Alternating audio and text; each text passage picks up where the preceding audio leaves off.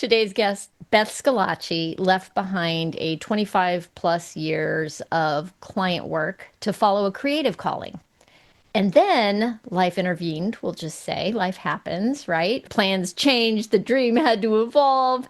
And what ended up emerging is something actually more honest and I think more joyful for her, more her. Beth is the host of Pop Culture Passport. She's the creator of Roaming Yeti, love that name, and a self described late blooming creative who is building a business that fits the season that she's in. So, in this conversation, we're talking about evolving dreams because they don't stay the same, right? Creative reinvention in midlife, and why success doesn't always look the way we thought it would. Beth, thank you so much for being with me. Thank you for having me. What an introduction. Love it. I'm so excited to have you here. Roaming Yeti. First of all, tell me about the name of that. I love it. It started off with one meeting and then had a few other ones. We're big Disney fans, and a lot of our vacations while my daughter was growing, getting older, were Disney trips. And I always just loved in Animal Kingdom, Expedition Everest, roller coaster, which I will not go on roller coasters, but I spent a lot of time walking around the area as well. I just love the Yeti, and there was a Yeti animatronic inside the roller coaster that worked for a while and then broke. And they put a strobe light on it, so they called it Disco Yeti. And there's just always been something about that, and I just like the Yeti, like, I don't know, it's just something I really attached myself to. And then it became almost this weird thing for me too of like people don't see Yetis. And I felt like I was getting to an age where people weren't seeing me either. Like, I wasn't getting the projects that, they were giving to younger. So it sort of just ended up a double meaning for me personally. One, it was just fun from the Yeti from the parks. There's also a Yeti at Disneyland in Matterhorn. And then just sort of that a self-identifier of like, hey, I am here. I'm not done yet. So you are the roaming Yeti. I am the roaming Yeti, yes. I love that. So tell us a little bit about the transition from the client work and the corporate type job that you had to what is the roaming Yeti? What was the idea Such a good there? question. I mean, I was hitting that phase. My daughter was a senior in high school. She was picking schools. And I was like, oh, we're going to have time. We're not going to be running the dance classes on Saturdays anymore. We're going to have time for day trips and weekends away. And I really romanticized this whole empty nest thing. And I was like, I'm going to interview people about their dream vacations that they've taken. And then I'll blog about the trips we take. That was sort of, it was going to be like that side thing I did, that sort of hobby, and so naive about how hard podcasting is, as you well know. Like, oh, sure, it'll be great. I'll pick up listeners. Maybe I'll pick up some sponsors. Yeah, no. But that was the impetus. Like, I was what I was going to do. And then, as you said, lifed itself. High school graduation happened. Everything was great. We were 2 days from when I was going to take my daughter out to orientation for her school, and 6 days from a trip to England and France to celebrate graduation. And we get the phone call that my father-in-law had to go to the hospital because his kidney numbers were so low, that he needed to be in the hospital or else. So I went out, we did orientation, we canceled our trip. We were up in the Rochester, New York area. And while we were taking care of my husband's mom, my mother-in-law, she went into cardiac arrest and passed while we were there. Got her to the hospital, but she was in her 90s, so she just couldn't get that heart beating on her own again. So at that point, we knew life was going to look a little different. And there's sort of that mourning period of it of, wow, this is not going to go the way I had planned or thought or dreamed. So I kept with doing interviews and stuff, but there was just something in the back that I was like, I'm not this is not authentic to who I am. This is not, I'm a little nerdy. I'm a little geeky. I like different, different guys. Sort of like, if there's a muffler man, like, one of those statues somewhere, like I'm going to stop and take a picture. That's just who I am. A year later, we had finally got to Paris and we did, your typical Paris vacation trip, but then we did some unusual stuff. And I don't know about most people. When I'm someplace, I'm always Googling, like, well, why this? How did this get made? Why is this here? What is this? Like, I need the origin story of everything. So I started creating those kinds of scripts and doing those deep dives and those research. And that's really where I sort of came into my own authentic with that. And what I learned by going up, sort of having things change, we go up every 6 to 8 weeks to see my father-in-law. And I really have embraced the idea of sort of the side quest or that detour trip. So when we're up there, we find like a museum to go to. My favorite was we found the Jello Museum and went there. And it's just those little extra, you could make a big vacation by hitting a bunch of things, but also like you can detour for an hour and a half on the way somewhere else to one of these sort of like quirky places. You can take that side quest while you're visiting family or doing something. Like, we can't all be traveling all the time. That nomad life sounds great to some. I like to come back home, like a home base, go and come back. So it really then Roaming Yeti and Pop Culture Passport really became about finding those places I would like to visit, even if I never make it. So a lot of the podcast is also sort of that armchair adventure, I call it. Like, let's find the five, I think it was 8 ghost towns in the US that you can still visit. I remember looking at that and thinking, oh, Centralia, Pennsylvania. I've known about that one for a long time, where they basically had to evacuate their town because of anthracite underground from the coal Yeah, mining that. they set a fire, I think, to like clear something and it like never went out. Oh, Like, so crazy. Yeah, crazy story. so they're places that I may never get to, but I love uncovering and sharing and finding out. And then it's really fun when people go to the places and I get a message of like, oh, it did not disappoint. Thank you for putting it on my radar. So it was one of those, didn't go as planned, but went how it should, if that makes sense. Yeah, it comes down to economics too, right? Like to go and spend that time with your father-in-law and help him in that situation. And there's only so much we can do, right? Yeah. So you ended up taking it, the whole thing, and turning it into an armchair travel. Yeah. You sort of rediscover things. And I had only been up into the Rochester area for like Thanksgiving or when it was cold. But we were there then in the summer and I just felt like I fell in love with it. So it's been like my husband's rediscovered where he grew up. I'm discovering it and we're seeing it through different eyes and there's so many little things. There's so much up there. And even like when we're home here in Maryland, we're trying to rediscover. We keep going. We need to go to DC to the Smithsonian's, but I just never quite have that much energy. It takes about a little over an hour to get in there. We live an hour from the city now, from New York City, and we're in Connecticut. And I thought when we moved here, this is where my husband grew up. We moved here to be close to family while the kids were growing up and all that. And I was like, oh, we'll be able to go into the city easy peasy. We're 5 minutes from the train station. It doesn't happen. It's train ticket money, it's time off work, or it's, the money to go in and spend while you're there and all the things. Yeah. And it is just like, oh, wow, we really don't go in nearly as much as I thought we were gonna, which is a shame because I do love the city. But And like you said, things happen at the right time. Like my daughter was graduating, so she was off at school and we're able to go up there for, a week, 10 days at a time.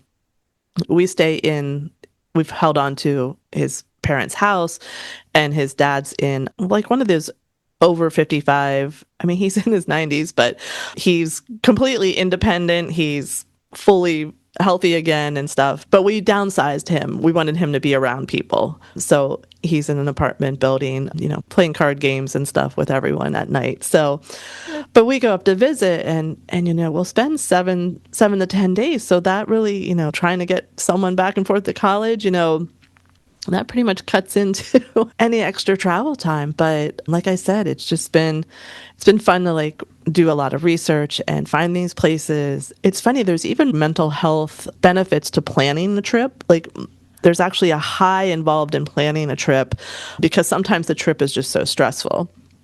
So for me, I get that little bit, I can look for places and share places. And if I don't go, that's okay. I have that little boost from just checking it out too. And I know people also will never get there, but there's something fun in knowing some of these places even exist. That like, who kept a collection of thousands of elephants in Gettysburg? Like it's What?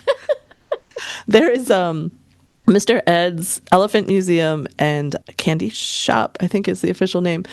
They're outside of Gettysburg, Pennsylvania. We've been there a few times. I love this place so much. It has a display of elephants, and it's sort of like collections gone wild. You Uh-huh. start collecting and then everyone gives you that item. So it's like Right. thousands of different kinds of elephants in the room, and then it's a big candy shop. The daughter, who's now one of the owners, she's a chocolatier, so like she like really good truffles and fudge and vintage candies and stuff. It's one of those places that I'd seen on billboards. We finally went, and like I said, you're just happy those fun kind of places exist. And if you have one in your neighborhood, I'm totally jealous of you. So let's go back to that moment in time where you had plans, you were going to go to Paris, Paris and London? Mhm. Yeah. So that's Yeah. a big trip. That's a big, exciting thing. And then put the brakes on. That's not happening, right? Was there some grieving time before you figured out how you were going to shift what you had decided to do? Did you go through like a little grieving period for yourself? Yeah. I think, it, and I don't know all the stages of grief, but first was just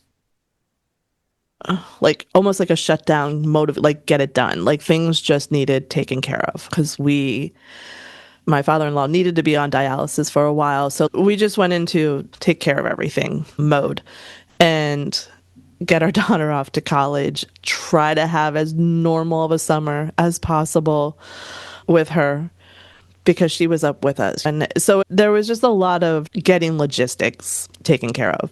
Yeah. When I'm in that mode, nothing else really. I'm just sort of heads down, get it done. But yeah, when things started settling down, it got like I got sad and I got, and to be honest, I got mad. I was like, why? Especially when his dad was fine and we had found housing and stuff. I was like, oh, this was supposed to be our time and we weren't getting out to see our daughter as much at school. And so, yeah, it was definitely a mourning period. And at that time, I still had a few clients. But, you know, when your life gets changed like that, your opinion on your clients, you don't take the abuse from them that you did. So I got rid of one of them because I was like, okay, this other one can sustain me. It's a 3-year contract. This will be perfect timing, so forth.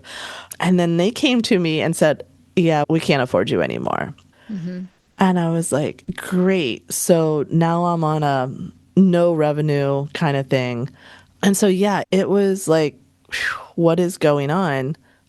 But like my mental health improved so much. And I was like, you know what? I've been telling clients what to do, and they've been ignoring me for years because, that's what they do when you give them advice. What kind of work were you doing for your I clients was then? doing marketing. So I was Okay. helping them with Mm-hmm. build websites, social media, email newsletter. And I had been doing that for 26 years, I guess, at that point. So yeah, I mean, I had the skills to do what I wanted to do. And I was like, I can build my website, I can do the SEO, I can do all these things. So that's what I did. And in a way, I was like, I want to prove that I still know what I'm talking about. Like, I'm in my early 50s. Hmm. Everyone's like, oh, you don't need people to build your website anymore. And so part of it was like chip on my shoulder. And part of it was, this is a lot of fun kind of thing. And there were things that I was like, oh, old dog, new trick. I got to figure this out. And Yeah, because technology is changing at a crazy pace, right? yeah, I knew the processes. It was just a lot of new tools. GarageBand, learning GarageBand for podcast editing was like new now. And people are like, you should be using this now. I'm like, listen, my You're like, I process, have my that's how it system. works. Don't mess with my system. I Oh, know. I feel that. I have shifted. When I first started the podcast, I was editing on GarageBand, and then I went over to, oh, what's it called? Oh, Audacity. Audacity. And then eventually I heard about Descript, and I'd been hearing about it for a while, but I was really trying to run lean and I didn't want to invest in a subscription to it. Right. And finally I was like, something's got to give because I'm still operating as a photographer too. So I need to be able to balance doing the podcast and doing the photography. So we're going to take on a new expense. And so I got Descript, but it's a learning process. Every time you change something, it's like, oh, you spend like a day or two or a week learning the tech, and my brain would be crispy. But on the upside of it, I will say that learning new processes, learning technology, that it does not come naturally to me at all. I'm not a techie girl, but it is really good for our brains to learn True. new processes, to create new pathways. So I'd be reminding myself, this is really good for you, Yvonne. You got this. Has being in your 50s changed the way you trust your voice creatively and your creativity? That's such a good question. And if you would have asked me 2 weeks ago, I would have had a different answer, and I'll explain. Oh, please. Yeah, so that's juicy. So it was for a while, I was like, I don't know where I sort of fall in this thing. And I think I sort of came down on content creator, but I didn't know if I fit in or if what I was talking about made sense. You know what I mean? Because you talk into a microphone, you post things up, and you don't get a lot of feedback back usually. I feel you, sister.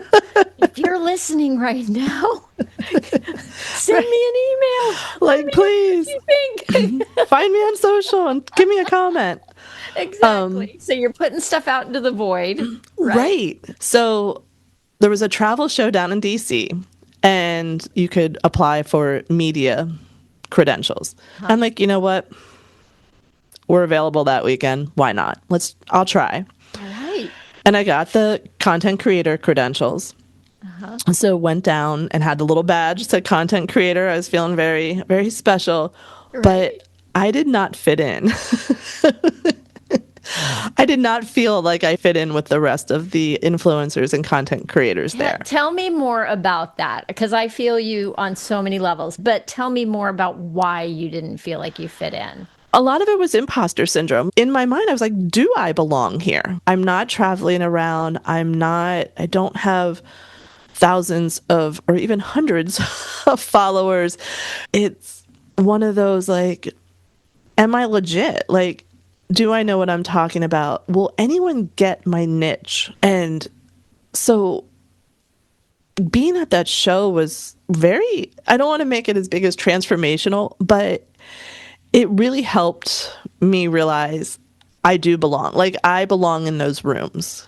Earlier in my career, I always felt like I belonged in the room because I believed in what I was doing.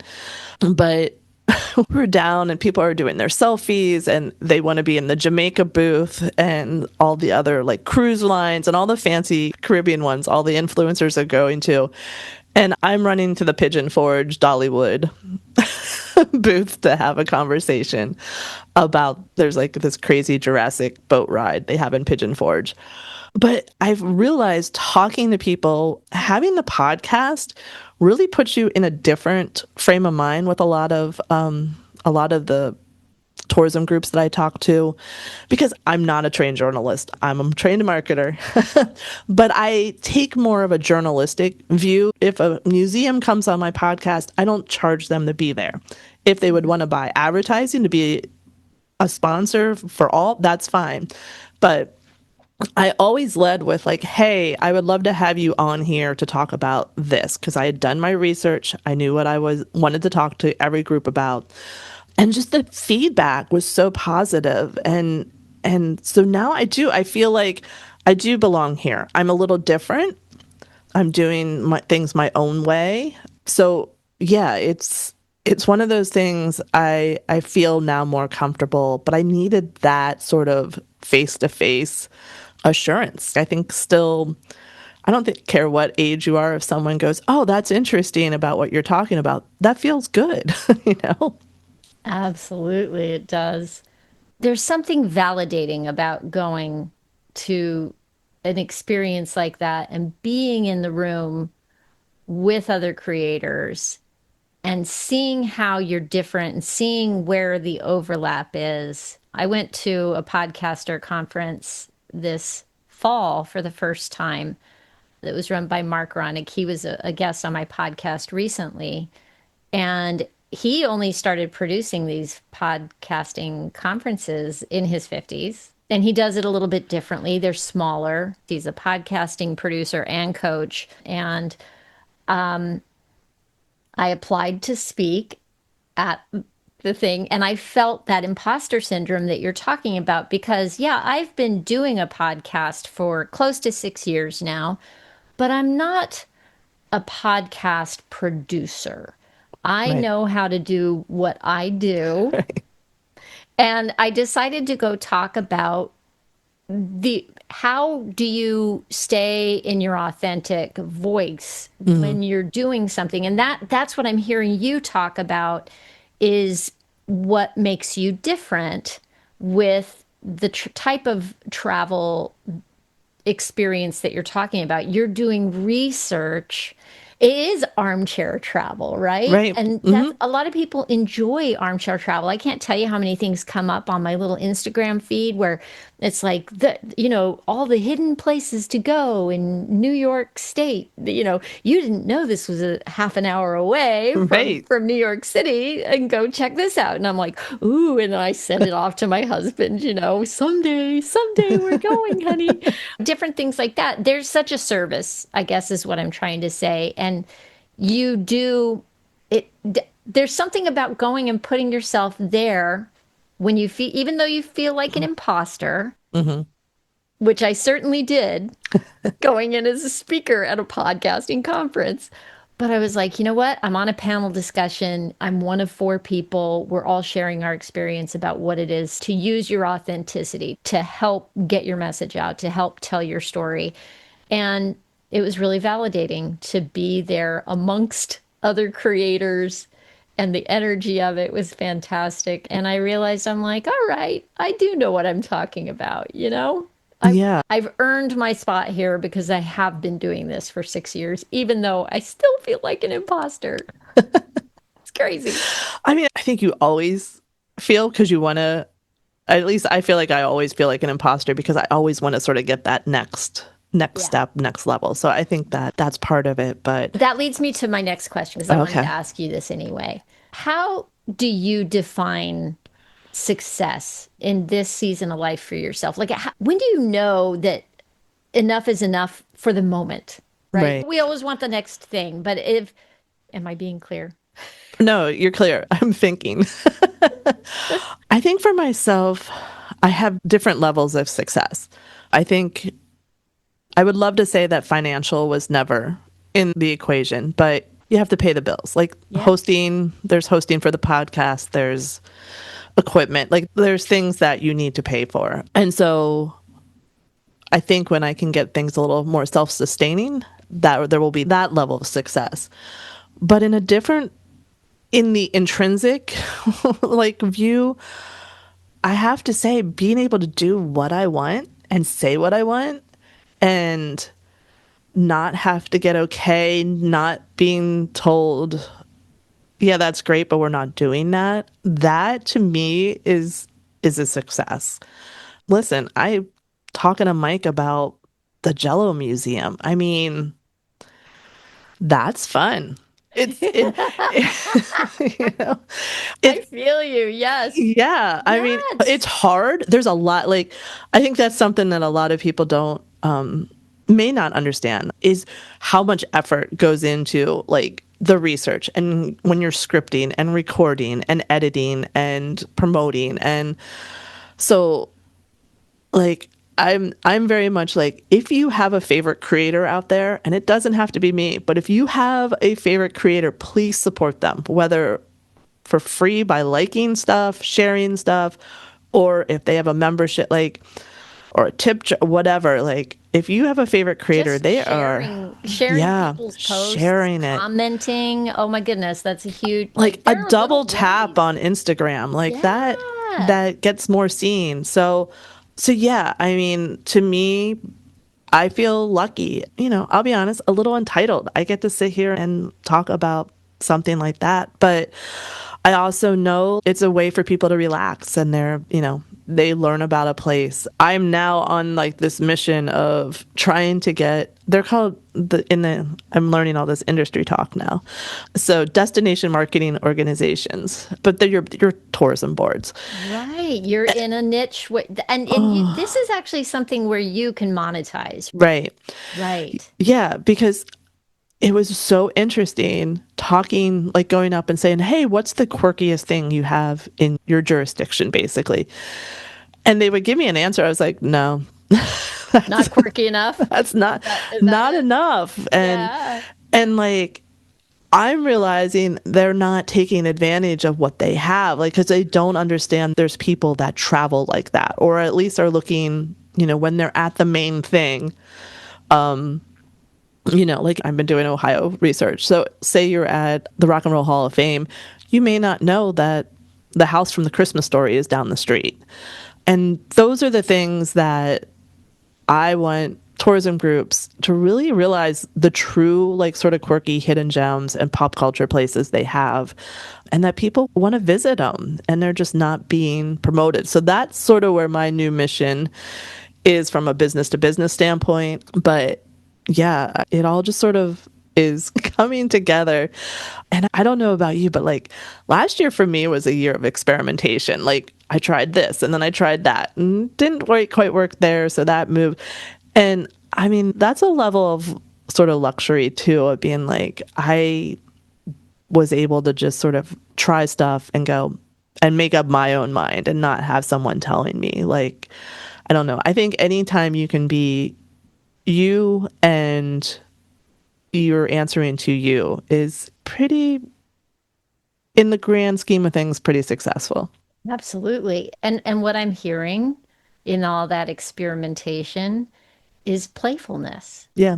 It's like, well, let's try it and let's see, Yeah. and if we could step into our lives with more of that energy, how freeing. That's the other thing I'm hearing from you is that freedom. Like I feel the same way. I feel like I don't work for another boss. Hmm. I work for this boss called Yvonne. She can be really a huge taskmaster I know. sometimes, Yeah, but my boss is the same way. The man, the to-do list is killer. never done. But that's what it comes down to is that I am the boss, and sometimes I have to tell that Yvonne lady that she's driving me too hard and I need a hula hoop break. I need to play. I'm gonna do this thing for the podcast or for my photography business or whatever, but can I experiment with it and put it out there lightly and not be attached to the idea of success that we tend to think of, right? Right. And to just be like, okay, well, I'm going to just do it and say, done is better than perfect. That's one of my new favorite phrases I in love that. my life at this point. Yep. And just say, okay, it is what it is. And I try to do a little better each time. Right. I was going to ask you because I think the idea of play I've always been very professional in what I do, but I like to have fun doing it. And so people would sort of be like, I don't know if she knows what she's doing. But I think that's where I am with travel too. It's like, be playful in your travel. Like, go somewhere that you went and you think is like, oh, that's too kitschy, because you're going to find out you're going to love it. But like, how do you put more play into things when things get very serious in your personal life or just in the world? Okay, so quite honestly, I'm struggling with that right now Hmm. because of all the things that are happening in the world. A lot of it is taking time to reset because I've done a lot of studying on play since I started this inquiry into can I be more playful? Hmm. Can I take breaks from work, but not only taking breaks from work to play, but can I be playful in the work that I'm doing? That experimental idea. And here's the thing, if we're in fight or flight mode or freeze, that you can't be playful. It's fear because anxiety is worrying about the future. It's using your imagination to imagine a worst case scenario. And we have very powerful imaginations. And so when we Right. do that, we just shrink, shrink, shrink and feel less and less powerful. And we don't come up with good creative solutions to situations. But the flip side of that is that when you get creative, when you do sit down and doodle, pull out some watercolors and mix the colors and see what happens. If you need to do things that are physical, for me, a lot of times that's a physical reset. Hula hooping, I get on my balance board, I go for a walk. Those things, those are resets for me. And it shifts my state of being and allows for curiosity to come in and allows for my brain to start getting creative. The creativity takes away the anxiety, and Hmm. anxiety takes away creativity. I try to do a 5 minute reset or a 10 minute reset or a 15-minute reset if I need it. Sometimes it's longer. But I And think that's a great reminder. When I am stressed about anything, I'm not going to get work done. Like, it's just not happening. And alternatively, I will say this. There are days when I know that I've been lost in the sauce because I woke up with the dark cloud over my head, but stuff needs to get done. And I start doing the work. And guess what? This is work I love. Hmm. So sometimes actually doing the work is what pulls me through to the other side of it because I am doing work that I love, that's Yeah. very important to me, that I feel passionate about. And how lucky am I? How Right. privileged am I that I get to do this, you know? And so once I start the work, sometimes all the worries, they're gone because I'm focused. Right. Because you're back into what you love. Yeah. Yeah. Yeah. That's a great point. What does it mean to you to build something that fits the season that you're in? I mean, it's a gift. I think it's so interesting because I didn't build it that way. It just sort of organically happened.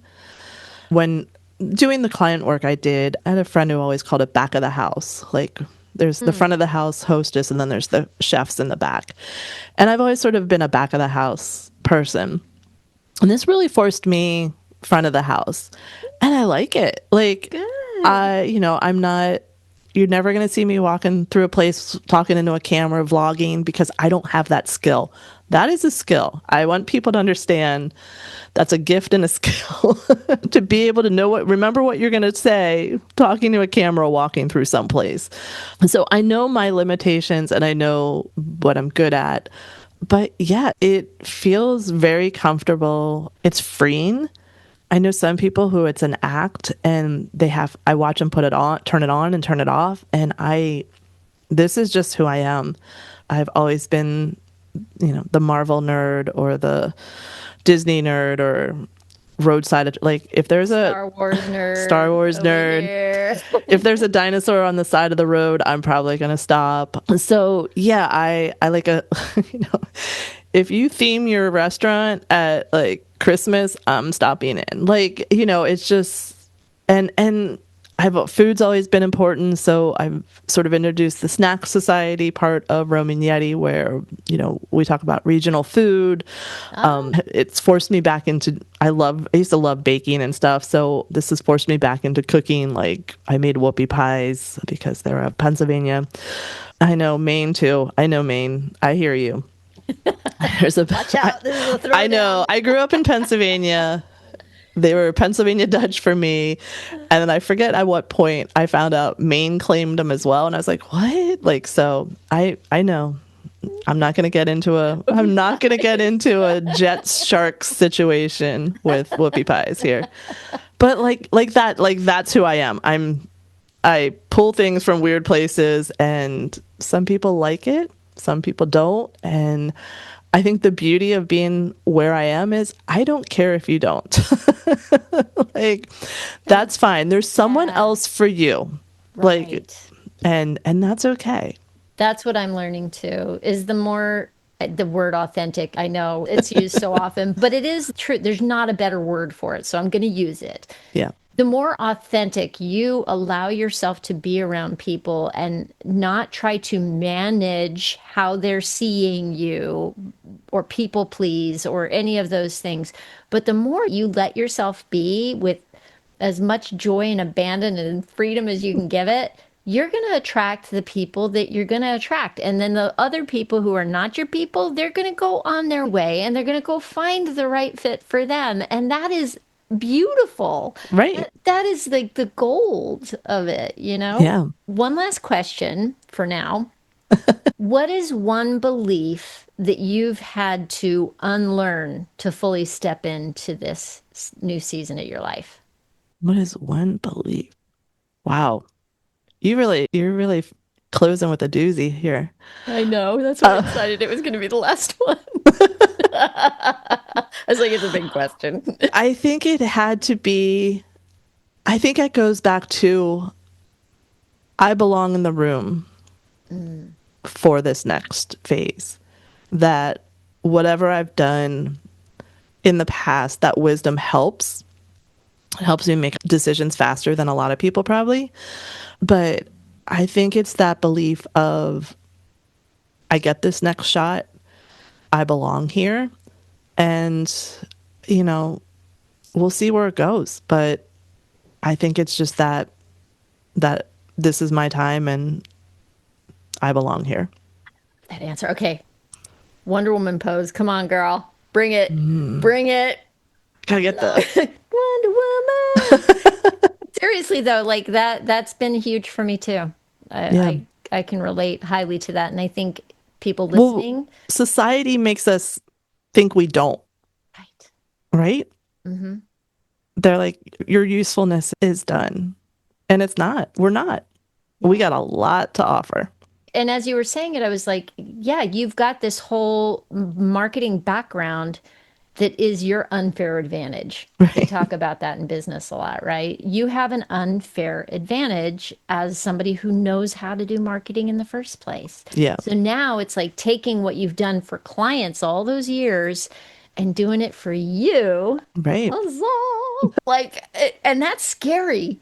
Yeah. I don't want to underestimate or play down the scariness of that, but the flip side of the scary is the sheer excitement, right? Yeah.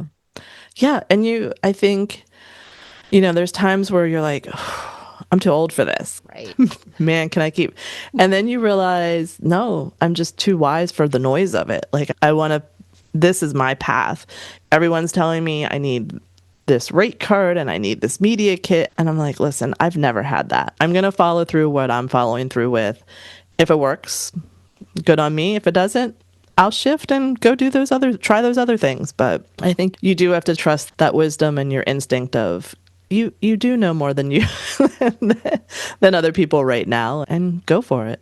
Yeah, love that. Thank you. That's perfect to close out on. How can people find you? The website is theroamingyeti.com. It's where all the blog posts, links to the podcast. The podcast is on all your favorites, as we say, and it is Pop Culture Passport. So love for you to give a listen and check me out.